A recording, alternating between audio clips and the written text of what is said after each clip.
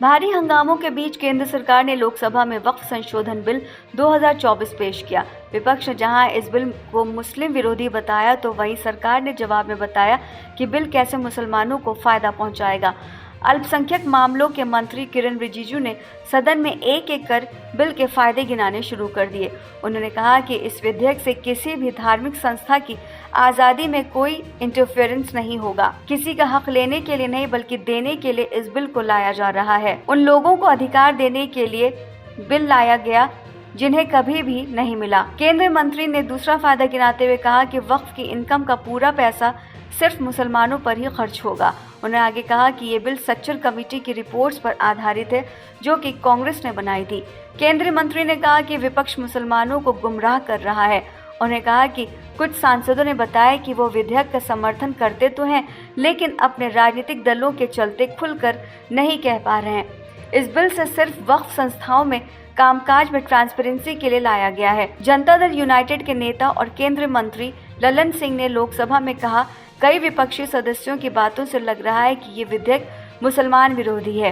ये कैसे मुसलमान विरोधी है? उन्हें कहा कि विपक्षी सदस्यों ने मंदिरों की बात की है, लेकिन मंदिर और संस्था में फर्क होता है। वहीं समाजवादी पार्टी के सांसद मोहिबुल्ला ने बिल से होने वाले नुकसान का असर आने वाली नस्लों पर पड़ेगा, इसका जिक्र करते हुए कहा कि ये बिल मुसलमानों के साथ जुल्म करने जैसा है और हम बहुत बड़ी गलती करने जा रहे हैं। इस बिल का खामियाजा हमें सदियों तक भुगतना पड़ेगा। ये किसी धर्म में दखलंदाजी करने जैसा है। कुरान या इस्लाम में क्या लिखा है, ये भारतीय जनता पार्टी के लोग तय नहीं करेंगे। केरल के अलपुझा से कांग्रेस सांसद केसी वेणुगोपाल ने वक्फ बिल का विरोध करते हुए कहा कि ये बिल संविधान के खिलाफ है। उन्होंने कहा कि बिल में प्रावधान है गैर मुस्लिम गवर्निंग काउंसिल के सदस्य होंगे। उन्हें सदन में सवाल पूछते हुए कहा कि सुप्रीम कोर्ट ने भी अयोध्या पर कमेटी का गठन किया था। क्या कोई भी ये सोच सकता है कि कोई गैर हिंदू इस बोर्ड में हो सकता है? इस बिल का ये प्रावधान है कि गैर मुस्लिम काउंसिल का सदस्य होगा। ये तो पूरी तरह से आस्था और धर्म की आज़ादी पर हमला है। ये बिल संविधान पर हमला है।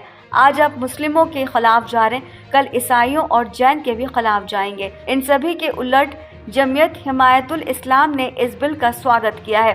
संस्था के राष्ट्रीय अध्यक्ष कारी अबरार जमाल ने कहा कि हमारी खुशनसीबी है कि सरकार हमारी संपत्ति में हो रहे फर्जीवाड़े को रोक रही है। अबरार जमाल ने कहा कि वक्फ बोर्ड को लेकर सरकार की नीयत साफ है। वो चाहती है कि वक्फ बोर्ड के नियम में संशोधन हो, इसमें बदलाव हो और तब्दीली लाई जाए, जिससे मुसलमानों को फ़ायदा हो।